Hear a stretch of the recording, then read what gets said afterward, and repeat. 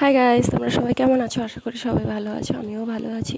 নতুন একটা সকালে নতুন একটা ভিডিওতে তোমাদের সবাইকে ওয়েলকাম। এই দেখো, টিফিনের জন্য সকালে আলু ভেজে নিয়েছি, আলু ভাজা মুড়ি খাওয়া হবে। মেয়েকে আলু ভাজা খেতে দিয়ে দিয়েছি, আমিও বসে পড়েছি খেতে। মাও খাওয়া শুরু করে দিয়েছে অলরেডি, কারণ কাজ থাকে তো তার জন্য। এই যে চপের আলু কেটে নিয়েছি দোকানের জন্য, চপের আলু চপ হবে স্কুলে। আজকে চাউমিন হবে না, চপ হবে। তারপরে বাড়ি রান্নার জন্য পটল কেটে নিয়েছি, আলু পটলের তরকারি আর আলু উচ্ছে ভাতে হবে, কারণ আজকে নিরামিষ, বেশি কিছু হবে না ওই জন্য।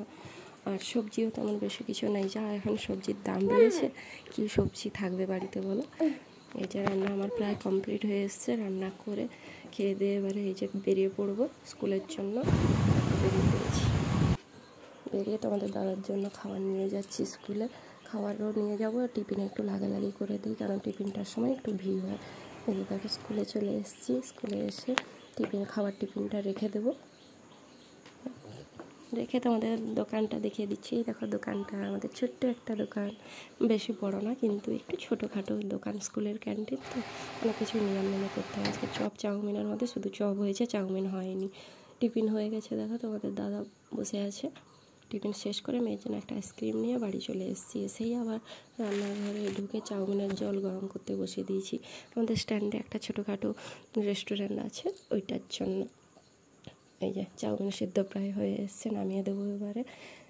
নামিয়ে দিয়েছি, দিয়ে ঠান্ডা করতে দিয়ে দিয়েছি, নাহলে আবার নষ্ট হয়ে যাবে। দেখো চাউমিন দিয়ে তোমার দাদা দোকান চলে গেছে। তারপরে এই বরফ নিয়ে মেয়ে আর মা মেয়ের হয়েছে যত ঝগড়া।